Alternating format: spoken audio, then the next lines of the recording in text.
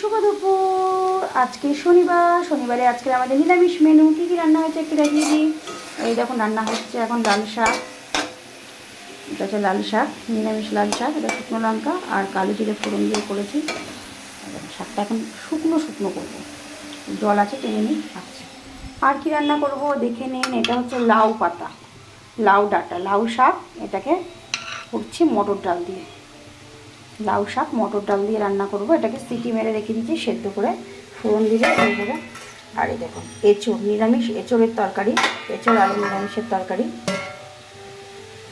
এঁচোড়ের তরকারি, লাউ শাক ডাল দিয়ে। এদিকে ভাত আমার বন্ধ করে রেখে দিয়েছি। আচ্ছা, এদিকে শাক ভাজা। কারা কারা খাওয়া দাওয়া করবেন চলে আসুন, সবাইকে নিমন্ত্রণ রইল।